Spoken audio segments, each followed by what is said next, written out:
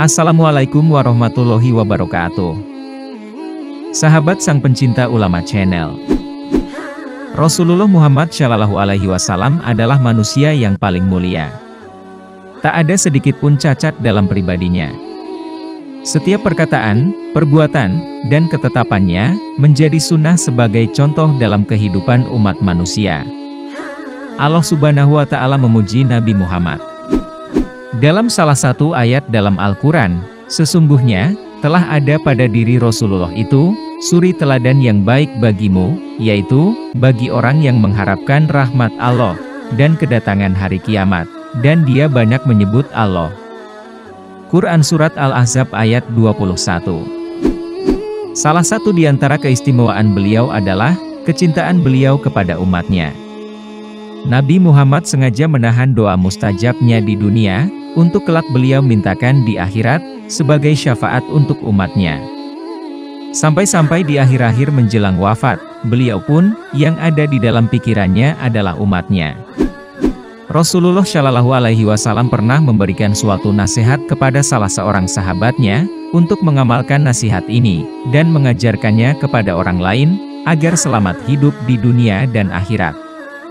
Nasihat ini pada dasarnya juga diperuntukkan kepada umat-umat sesudahnya, yang dapat mengamalkannya.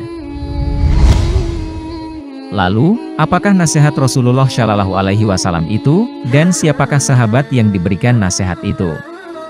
Mau tahu jawabannya? Simak ulasannya dengan menonton video ini hingga akhir. Namun, sebelum lanjut, agar channel ini bisa menjadi lebih berkembang lagi, dalam menebar kemanfaatan dan juga kebaikan, dengan kerendahan hati, saya ingin mengajak Anda untuk terus mendukung channel ini dengan cara, tekan tombol like, subscribe dan aktifkan notifikasinya, serta berkomentarlah dengan bijak. Terima kasih. Sahabat sang pencinta ulama channel, seorang sahabat Nabi yang diberikan nasihat itu adalah Abu Hurairah.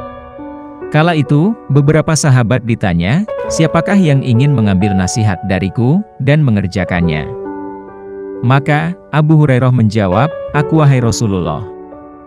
Hal ini tersebut dalam sebuah hadis, yang diriwayatkan oleh Imam Tirmidzi. Dari Abu Hurairah, dia berkata, Rasulullah Shallallahu Alaihi Wasallam bersabda, siapa yang mau mengambil kalimat-kalimat itu dariku, lalu, mengamalkannya, atau mengajarkan pada orang yang mengamalkannya. Abu Hurairah menjawab, saya, wahai Rasulullah.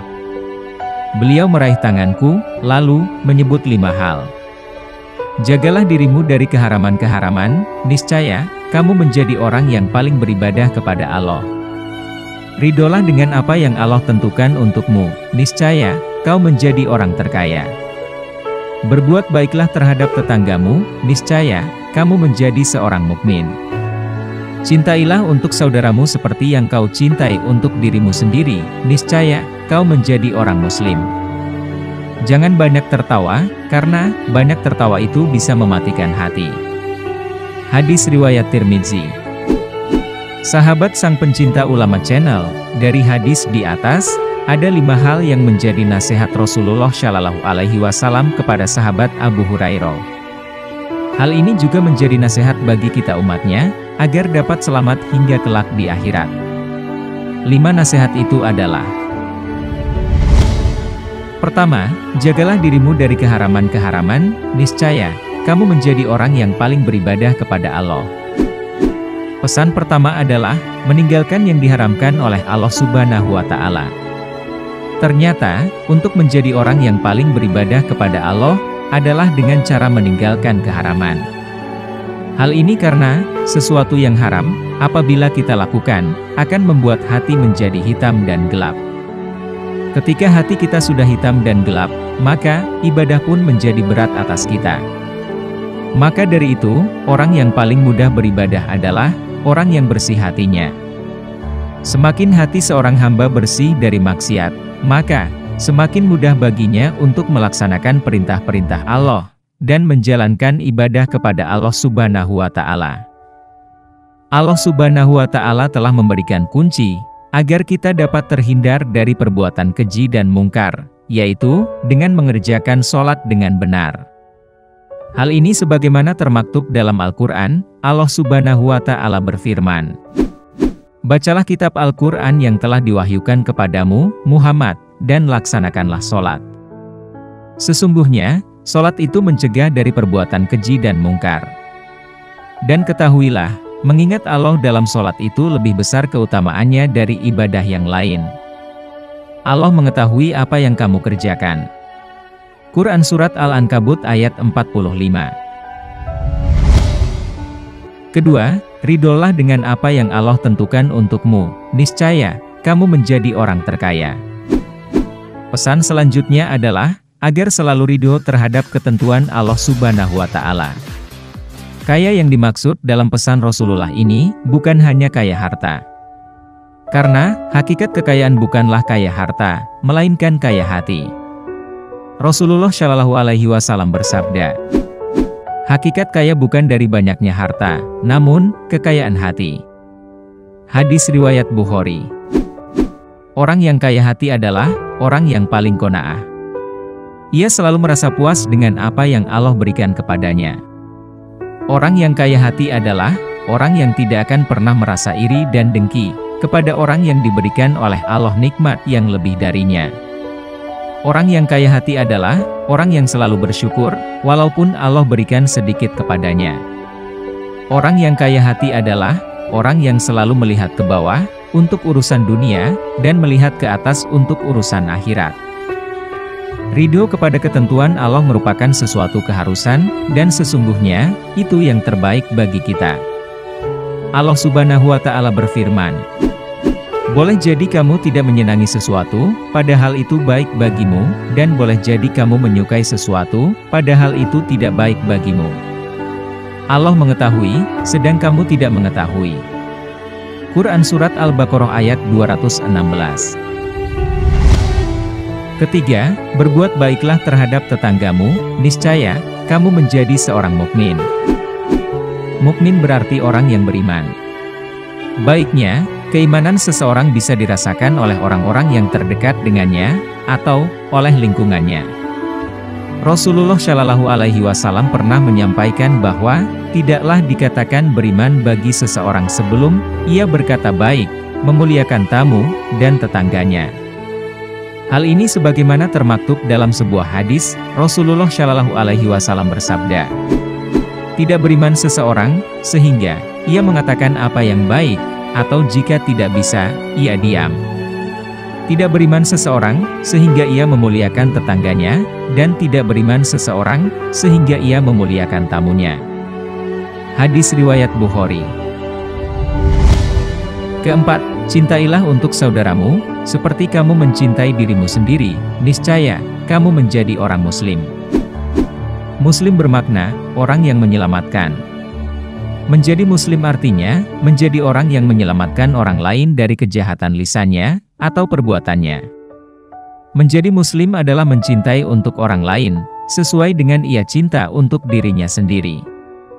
Jika ia mengharapkan kesehatan untuk dirinya, maka harapkanlah pula kesehatan itu dirasakan oleh orang lain. Jika ia mengharapkan mendapatkan kebaikan untuk dirinya, maka harapkan pula kebaikan itu dirasakan oleh orang lain.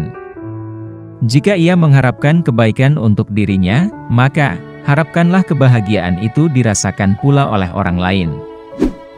Hal inilah yang dicontohkan oleh sahabat-sahabat Nabi, kaum Ansyar, yang mendahulukan saudaranya kaum Muhajirin daripada diri mereka sendiri. Tentang hal ini, telah diabadikan oleh Allah Subhanahu wa Ta'ala dalam Al-Quran. Allah Subhanahu wa Ta'ala berfirman, "Dan orang-orang Ansor, yang telah menempati kota Madinah, dan telah beriman sebelum kedatangan mereka, Muhajirin, mereka mencintai orang yang berhijrah ke tempat mereka. Dan mereka tidak menaruh keinginan dalam hati mereka, terhadap apa yang diberikan kepada mereka, Muhajirin, dan mereka mengutamakan Muhajirin atas dirinya sendiri, meskipun mereka juga memerlukan. Dan siapa yang dijaga dirinya dari kekikiran, maka mereka itulah orang-orang yang beruntung." Quran Surat Al-Hashr ayat 9. Kelima, janganlah banyak tertawa, karena banyak tertawa itu bisa mematikan hati. Islam mensyariatkan kaum muslimin untuk banyak tersenyum, karena tersenyum juga merupakan sedekah. Dan Islam melarang banyak tertawa, karena segala sesuatu yang berlebih-lebihan atau melampaui batas akan membuat hati menjadi mati. Di dalam hadis yang diriwayatkan oleh Aisyah, bahwa dia berkata, "Saya tidak pernah melihat Rasulullah Subhanahu wa Ta'ala tertawa terbahak-bahak, sehingga kelihatan tenggorokan beliau biasanya hanya tersenyum." Hadis riwayat Bukhari. Rasulullah Shallallahu Alaihi Wasallam bersabda, "Janganlah kalian banyak tertawa, karena banyak tertawa akan mematikan hati." Hadis riwayat Tirmidzi. Menurut Imam Al-Ghazali, jika hati mati, hati tidak akan bisa menerima peringatan Al-Quran, dan tidak akan mau menerima nasihat yang baik. Sahabat sang pencinta ulama channel, demikian nasihat yang diberikan oleh Rasulullah Shallallahu Alaihi Wasallam kepada Abu Hurairah, dan secara tersirat juga diberikan untuk umatnya. Semoga dengan adanya video ini dapat memberikan tambahan ilmu, agar menjadikan kita sebagai umat yang lebih baik ke depannya. Amin ya robbal alamin. Jika terdapat kesalahan dalam penyampaian materi, kami mohon maaf. Itu adalah murni kesalahan dari kami sendiri. Jika benar, serta memberi manfaat bagi Anda, itu semata-mata datangnya dari Allah Subhanahu wa Ta'ala. Terima kasih sudah menonton dan sampai jumpa di video kami selanjutnya. Tetap dukung kami. Wassalamualaikum warahmatullahi wabarakatuh.